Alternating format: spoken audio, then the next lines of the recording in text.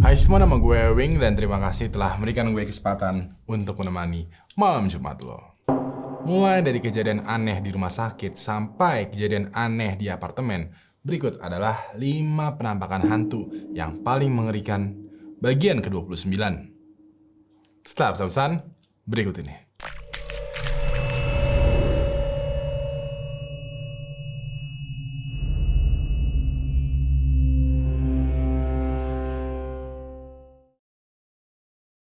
Ketiga, penampakan di rumah sakit.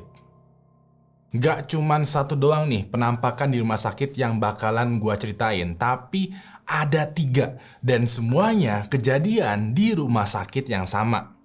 Cerita yang pertama, ada seorang security gitu ya, yang namanya gua rahasiakan dan bekerja di back office di rumah sakit yang namanya gua rahasiakan. Yang jelas katanya rumah sakitnya itu ada di Brazil. Nah, kebetulan pada saat itu dia mendapatkan shift malam dan seperti yang lo tahu ya, shift malam di rumah sakit itu terbilang sepi. Nah, ini dia kerja di sebuah meja gitu yang di sampingnya itu ada semacam pintu dan juga ada semacam jendela yang bisa digeser, yang kalau digeser tuh kebuka. Pada jam setengah 2 malam ya, karena dia gabut, ya udah deh dia ke pantry untuk buat kopi. Nah, begitu dia udah buat kopi nih, dia jalan lagi ke meja kerjanya. Di situ dia notice kalau jendela gesernya itu udah terbuka lebar. Awalnya dia kayak, aneh nih. Tapi ya udahlah ya, mungkin jendela gesernya tuh kebuka. Karena di luar jendela sana, di luar pintu dan jendela ini, ya di balik ini, itu emang halaman parkiran. Dia tutup jendelanya, duduk, terus ya udah balik lagi standby nih di depan komputer sambil sesekali ya nyeruput kopi. Sekitar jam setengah 4 atau jam 4 subuh dia mulai ngerasa tuh ngerasa kebelet ya, pengen kamar mandi, pengen buang air. Ya udah deh dia bangun dan toilet. Begitu udah selesai dari toilet, dia balik lagi nih ke mejanya dan di situ lagi-lagi dia notice kalau jendela gesernya itu kebuka lebar lagi. Di sini, dia mulai ngerasa aneh. Dia coba lihat sekeliling kantor ya, ruangannya itu. Dia nengok ke kanan, ke kiri, dan normal aja tuh, nggak ada siapa-siapa selain dirinya. Dia coba keluar ke pintu dan jendela ke halaman parkir yang ada di sebelahnya itu ya. Dia nengok tuh kanan kiri ya. Dan ternyata itu nggak ada siapa-siapa, normal aja, cuman ada mobil ambulans yang lagi diparkir. Dia balik lagi nih ke mejanya dan notice kok suasananya agak dingin ya. Tapi anehnya itu tidak ada angin dingin yang masuk. Dia masih bingung nih kenapa jendela gesernya itu kebuka lebar setiap kali dia pergi. Padahal tidak ada orang di sekitarnya dan juga tidak ada angin yang berhembus.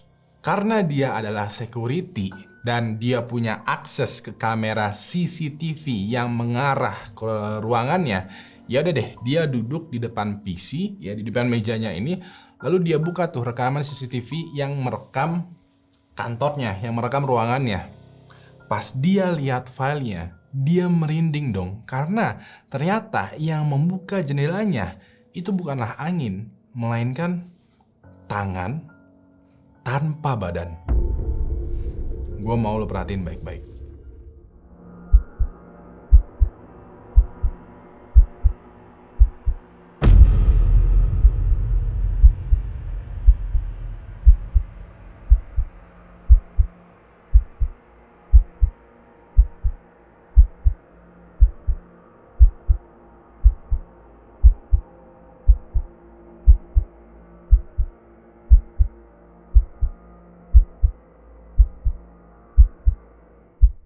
Seperti yang lo lihat, ada sebuah tangan yang membuka jendela geser ini.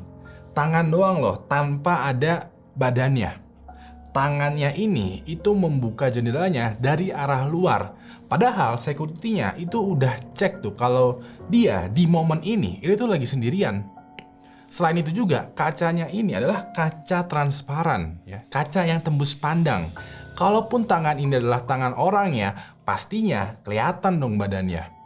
Kalaupun juga tangannya ini adalah tangan orang yang badannya itu ngumpet di area bawah jendela itu, pastinya juga kelihatan dong badannya. Walaupun begitu, cerita mengerikan di rumah sakit ini itu belum berakhir.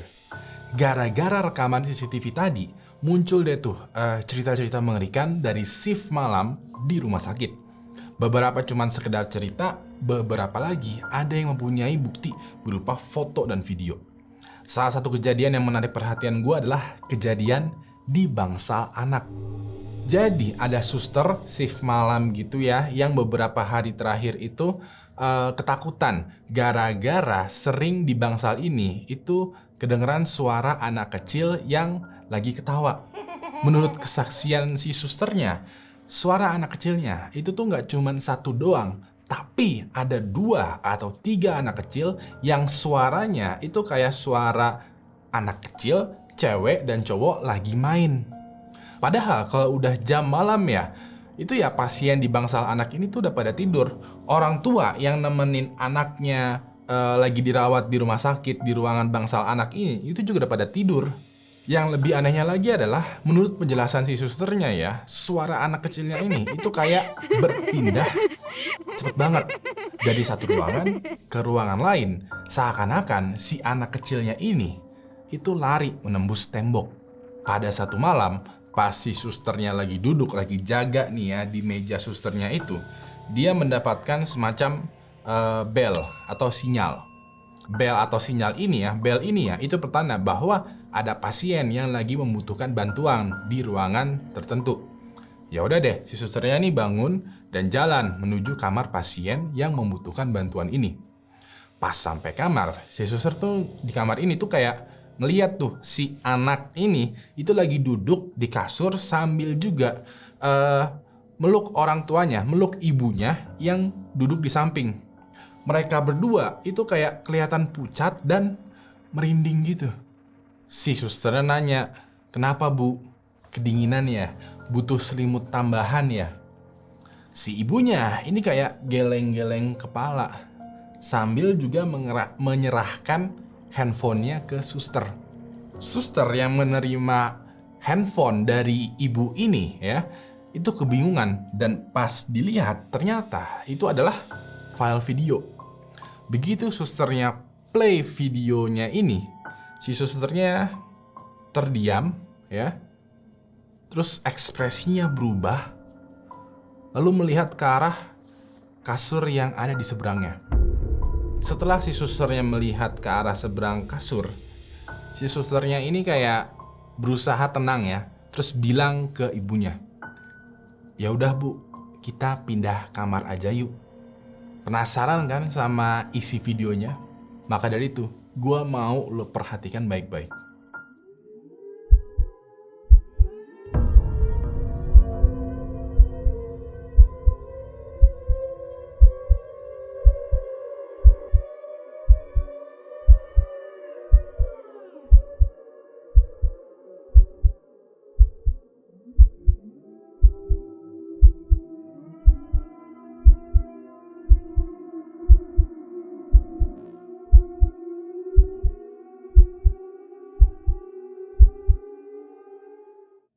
Seperti yang lo lihat ya, kasur yang ada di depan si ibu dan si pasien anak ini itu somehow di balik spraynya itu bergerak sendiri. Padahal di balik spray itu tidak ada orang dan hanya kasur. Walaupun begitu, spraynya ini kayak bergerak-gerak seakan-akan kayak ada orang yang diselimutin oleh spray. Si ibu dan si anak ini pada akhirnya kengerian ya dan nggak bisa berkata apa-apa. Dan ya udah, si ibu kayak ngerekam terus menghubungi si suster. Pas si suster ngeliat video ini dan melihat ke kasur, ya, spraynya itu memang tidak bergerak. Tapi menurut kesaksian si suster, di spraynya itu tercetak kayak ada orang di balik spray. Padahal si suster tahu banget siapa-siapa pasien yang ada di kamar itu. Pokoknya hafal banget kalau kasur itu seharusnya kosong, tidak ada pasien. Ya udah deh, mereka bertiga itu pada akhirnya pindah kamar. Kalau lo berpikiran ceritanya selesai sampai di sini ya, well, tunggu dulu. Masih ada nih kengerian di rumah sakit ini. Ceritanya kali ini datang dari suster yang jaga malam juga. Tapi bukan di bangsal anak, melainkan di bangsal umum. Jadi ada suster nih yang jaga malam di bangsal umum yang pada waktu itu dia lagi patroli. Nah, patroli ini maksudnya adalah si suster itu kayak disuruh ngecek kamar-kamar yang ada di rumah sakit. Jadi tujuannya itu kayak supaya kalau ada pasien yang butuh bantuan bisa tuh langsung ditanganin. Si suster ini kayak nengok ke kamar satu, oh aman, jalan lagi di lorong rumah sakit. Nengok ke kamar 2, oh aman, jalan lagi di lorong. Begitu terus ya.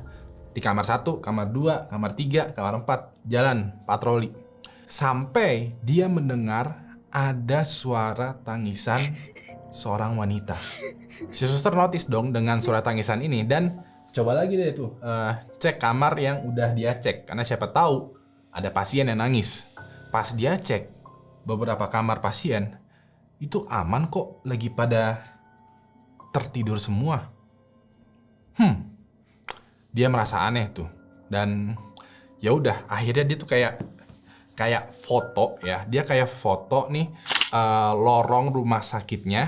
Ya, terus dia kirim tuh ke circle-nya dia lewat WhatsApp, ke grup WhatsApp ya, ke grup WhatsApp suster-suster yang kerja di situ. Dia balik badan, dia jalan tuh sambil tulis semacam caption gitu ya. Caption buat foto yang baru aja dia mau kirim ke grup. Begitu dia udah send, dia jalan lagi tuh menuju ke meja susternya. Di sana ada temennya yang suster juga, itu lagi megang HP.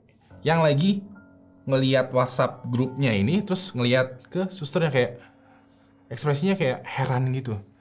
Si temennya ini itu bangun dan bilang, ke kantin yuk sekarang. Ya udah deh, mereka berdua ke kantin tuh. Pas sampai di kantin, si temennya ini bilang sambil juga ngasih unjuk foto yang tadi itu. Si susternya ini langsung keringet dingin karena di dalam fotonya itu ada semacam penampakan. Seperti yang lo lihat, fotonya kelihatan aman-aman aja ya. Tapi kalau lo notice di sebelah kanan ya, ada semacam penampakan pasien yang lagi berdiri. Kalau brightness dan kontrasnya gue naikin, gue atur ulang, semakin jelas tuh bentuk dari pasien ini.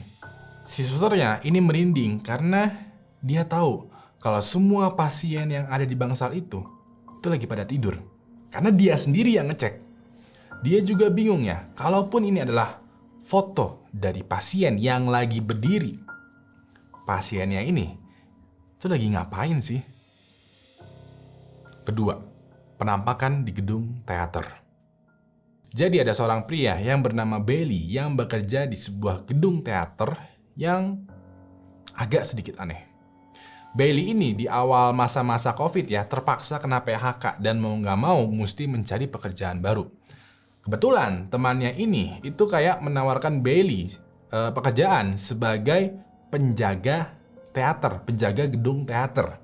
Nah, Bailey yang lagi butuh duit dan kebetulan juga suka dengan seni teater, itu menerima dong tawarannya. Walaupun begitu, ada semacam plot twist nih. Plot twistnya adalah teater tempat Bailey bakalan bekerja itu terkenal digentayangi. Temennya ini udah bilang kepada Bailey kalau teaternya itu emang sering terjadi hal-hal yang tidak masuk akal. Salah satunya adalah benda-benda tuh bergerak sendiri. Terus juga ada suara yang sumbernya itu tidak jelas. Terkadang juga muncul orang yang seharusnya tidak ada di sana. Temannya bilang kalau sekiranya Bailey melihat atau mengalami kejadian hal aneh, tulis aja di semacam jurnal untuk menjadi laporan. Dan kalau bisa malah direkam atau difoto. Bailey yang lagi butuh duit, ya udahlah, why not? Yuk kerja. Pas malam-malam awal Bailey bekerja, semuanya baik-baik aja.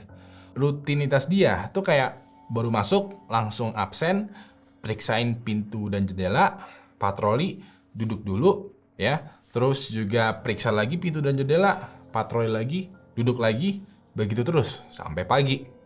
Sampai satu malam dia mendengar ada suara dari ruang teater. Suaranya itu berupa suara tepuk tangan ya. Tapi temponya pelan. Gitu. Dia pun memeriksa ke ruang teater. Nah, Bailey ini itu berjalan dari kursi penonton menuju ke arah panggung. Nah, di samping panggung itu ada semacam jendela gitu loh. Nah, pas dia udah nyampe nih ya ke depan panggung, dia melihat ke arah jendela ini. Dia langsung diam, bingung, dan ngeri. Karena di jendela sana ada orang yang berdiri ngeliatin dia. Gue mau lo perhatikan baik-baik videonya. Alright guys, so I work at this old theater and been hearing a noise. It's a really beautiful theater, as you can see, if you can see it at all. But I keep hearing a noise in here and there's not supposed to be anybody here, so just double checking, but I wanted to film it just in case. There's the ghost light. It's a light we keep on for ghosts, for people who still remain here and whatnot. And what the fuck?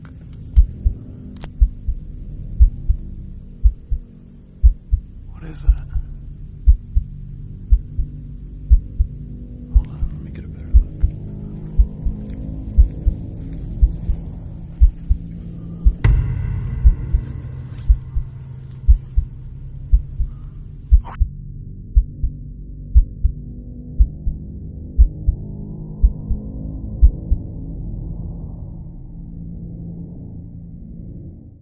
Seperti yang lo lihat pas dia mengarahkan kamera HP-nya ke jendela ini ya. Awalnya si kameranya itu tidak menangkap penampakannya apa ya. Begitu kameranya udah terbiasa nih dengan gelap, muncul dah tuh siluet dari seseorang. Kalau gua boleh telaah dan atur ulang brightness dan kontrasnya ya, orang asing ini terlihat memakai baju setelan lengkap gitu dengan dasi. Walaupun begitu, wajahnya ini itu kelihatan putih, datar. Nggak ada mata atau mulutnya, bener-bener datar. Dari sesi Q&A yang dia adakan ya, dia bercerita seharusnya di bagian sana, di bagian jendela ini, itu tidak ada orang siapapun. Seharusnya juga orang yang bisa mengakses teater ini, itu hanya Bailey aja. Dia juga bilang kalau pas dia samperin bagian jendela itu, di sana tuh sama sekali nggak ada orang. Karena Bailey ini udah paham dan menerima resiko ya ketika bekerja di gedung teater yang digentayangin, ya udah dia kayak terima aja, ikhlas aja. Beberapa hari kemudian ada kejadian yang menurut gua ini membuat gua merinding banget nih. Pas dia lagi duduk-duduk sehabis patroli, Bailey mendapatkan notifikasi dari HP-nya bahwasannya ada orang yang berusaha masuk ke gudang di gedung teater ini. Bailey langsung buka aplikasi CCTV-nya tuh, dan di sini itu dia ngelihat bahwa ya tidak ada siapa-siapa di sana, normal aja. Walaupun begitu, udah kewajiban Bailey ya untuk mengecek segala macam kejadian yang berpotensi adanya maling atau penyusup.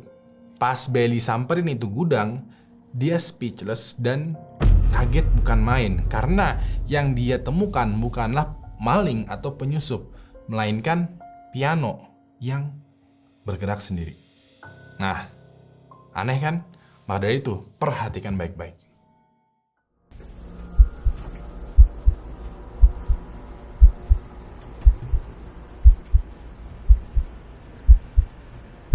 Someone in here? Hello? Fuck. Hey, you're not supposed to be in here. Who is it? Oh, shit.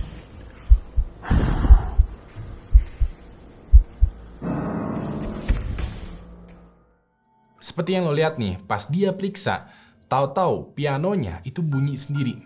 Dia berusaha untuk kabur, tapi nggak jadi. Dan tahu-tahu lampunya mati sendiri. Begitu lampunya mati sendiri, ya, pianonya itu kayak digebrak. Bailey langsung kabur begitu aja. Selang beberapa hari kemudian, semuanya menjadi normal lagi. Sampai-sampai dia berpatroli lagi. Pas lagi berpatroli di area panggung, dia melihat tuh, misalnya kalau ini adalah gue Bailey, ya ini adalah panggung nih. Ya. Otomatis kalau gue di panggung, gue ngelihat ke arah penonton. Depan gue adalah kursi bangku penonton semuanya. Semuanya pas dia lihat, itu aman-aman aja. Dia nengok tuh ya ke arah belakang-belakang sini, puter-puterin gitu, dan aman-aman aja. Pas dia udah selesai berputar, pas dia ngeliat ke depan, pas dia ngeliat ke balkon di atas ke kursi penonton, dia nge-freeze, tidak bisa bergerak, dan seakan-akan tidak percaya dengan apa yang dia lihat. Gua mau lo lihat baik-baik nih, apa yang sekiranya Bailey lihat. So I'm walking through the main stage. Here, I'll flip it. Okay.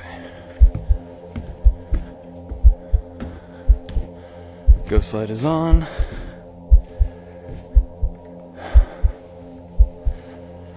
No one in here. Hello? Okay.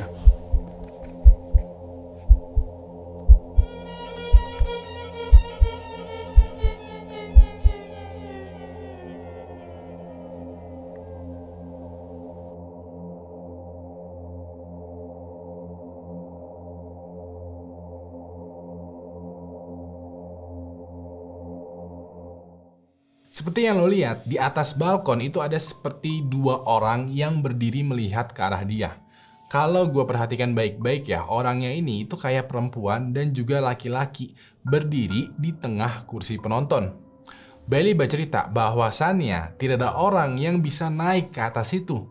But somehow, di atas sana ada orang yang dia tidak kenali. Pertama, penampakan di apartemen baru. Cerita kali ini berasal dari user TikTok yang bernama Diego Spycrackers.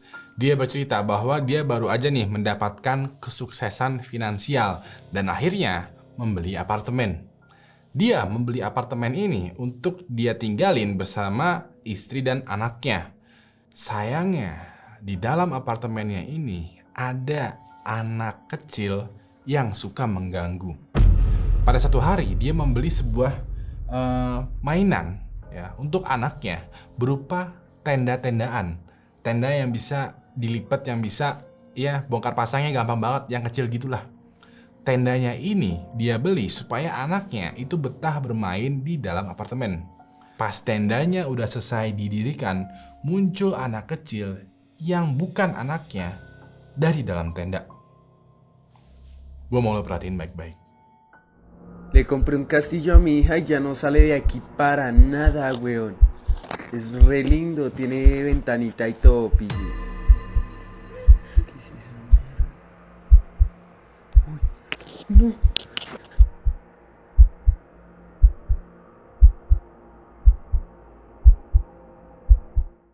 Seperti yang lo lihat, awalnya tendanya ini kosong. Pas Diego cek lagi nih ke dalam tenda, dari jendela tenda itu, tiba-tiba dari dalamnya itu kelihatan di selimutnya itu kayak ada jendolan gitu. Selimutnya ini naik, seakan-akan kayak ada anak kecil yang bersembunyi di dalam selimut. Tapi pas dia cek kembali dari pintu tendanya, tiba-tiba selimutnya itu datar lagi, biasa aja kayak semula. Gak cuman itu aja ya. Jadi pas Diego ini ngirim foto ke istrinya mengenai tenda ini, istrinya notice bahwa ada anak kecil di luar apartemen. Diego akhirnya ngebuat semacam video gitu ya, yang memperlihatkan foto dan juga anak kecil di jendelanya.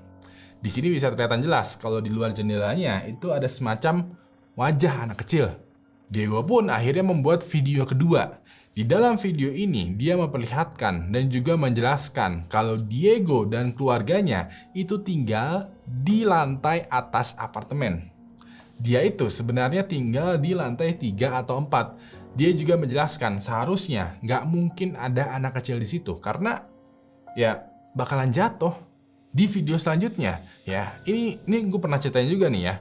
Pas dia lagi nonton TV, tiba-tiba di dalam lemarinya seperti ada yang bergerak. Pas dia deketin, Diego notice bahwa yang bergerak itu adalah tangan anak kecil dari dalam lemari. Pas dia buka lemari TV-nya, ternyata itu kosong, men. Nggak ada apa-apa. Gue mau lo perhatiin baik-baik. ¿Es el cuarto? Sí, hágale, hágale. Uy, marica, venga. Pichiñero, rápido. Uy, no, marica, perro, lo grabé, ñero, lo grabé, venga.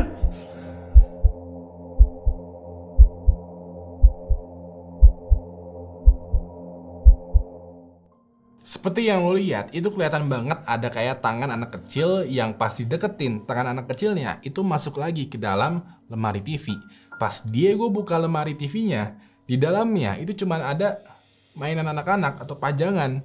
Dan kalau dipikir-pikir ya, itu nggak mungkin tuh ada anak kecil di dalam lemari TV. Karena lemari TV-nya itu ada semacam sekat gitu, yang kalaupun ada anak kecil masuk ke dalam situ, itu nggak muat. Karena disekat gitu loh lemarinya. Gara-gara berbagai macam kejadian aneh ini ya, Diego pada akhirnya memutuskan untuk pindah dulu ya, tinggal di rumah saudara iparnya. Pas Diego lagi videoin anak dari saudara ipar mereka, tiba-tiba dari sofa belakang itu muncul kepala cewek. Diego langsung lari dan samperin itu sofa ya. Pas dilihat di belakang sofanya, beh, lo lihat sendiri deh. Mija, cuando le ponen princesas no copias de nada. Luciana.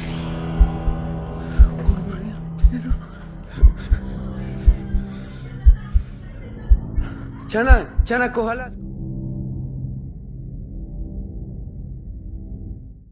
Seperti yang lo lihat, gak ada siapa-siapa men di situ. Padahal beberapa detik sebelumnya itu kelihatan ada kepala yang muncul dari balik sofanya. Di sini Diego mulai sadar bahwa kayaknya bukan apartemennya deh yang digentayangin, tapi keluarganya. Kenapa? Karena pas Diego pindah ke rumah saudara iparnya, itu malah rumahnya ini yang digentayangin. Padahal sebelumnya itu rumahnya nggak pernah digentayangin. Salah satu hal yang paling ngeri adalah pas Diego lagi tidur nih di kamar saudara iparnya. Di kamarnya itu ada semacam lemari baju nih. Tiba-tiba kayak ada yang ngetok dari dalam lemari. Nah, di sini nih Diego mencoba untuk membuka lemari TV dan kelihatan jelas banget ada penampakan anak kecil ngintip dari dalam lemari.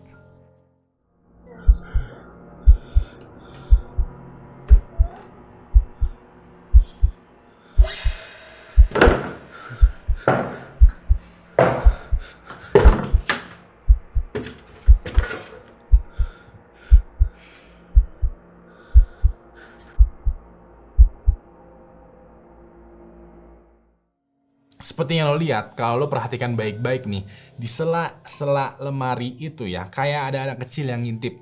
Diego langsung menutup kembali lemarinya. Terus beberapa saat kemudian, dia buka lagi tuh lemarinya.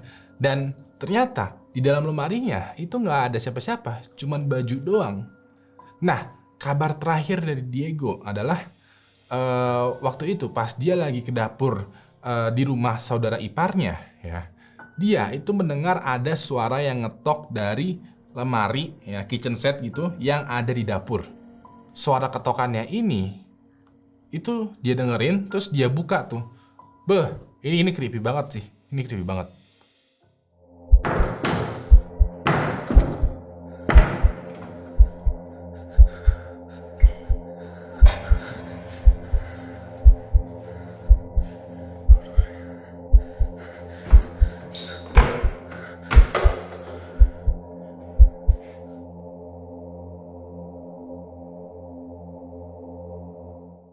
Seperti yang lo lihat, pas dia buka lemari, ternyata di dalam situ ada semacam boneka atau mainan anak kecil. Pas dia mau coba ambil ya mainannya, ternyata ada tangan yang ngambil mainannya itu. Tangannya ini kayak muncul dari sisi gelap dari sebelah sisi kiri Diego dan langsung menggenggam mainannya. Diego pun menjauh sebentar dan langsung dia tuh membuka pintu lemari semuanya. Dan ternyata di dalam lemari dapurnya itu kosong melompong, men. Kalau sekiranya pengen tahu cerita terbaru atau update terbaru dari Diego, lo bisa langsung follow TikToknya dia. Terima kasih telah memberikan gue kesempatan untuk menemani malam Jumat lo. Kalau sekiranya lo menemukan emoji rahasia di dalam video ini, langsung aja tulis apa emojinya, terus juga tulis di detik keberapa. Sekiranya orang pertama yang berhasil menemukan emojinya itu bakalan gua pamerin ya, gua screenshot, gua masukin ke dalam video, terus juga gua pin di kolom komentar. Kasih gue jempol ke atas kalau menyukai video ini, dan kasih gue jempol ke bawah kalau menganggap video ini membosankan. Jangan lupa untuk like, tweet, share, dan subscribe channel Living HD, karena setiap minggunya gue akan upload sekitar 2 atau 3 video per minggu. Maka dari itu subscribe dan nyalain notifikasinya. Terakhir, nama gue Ewing, dan sampai jumpa lagi di malam Jumat selanjutnya. Good night.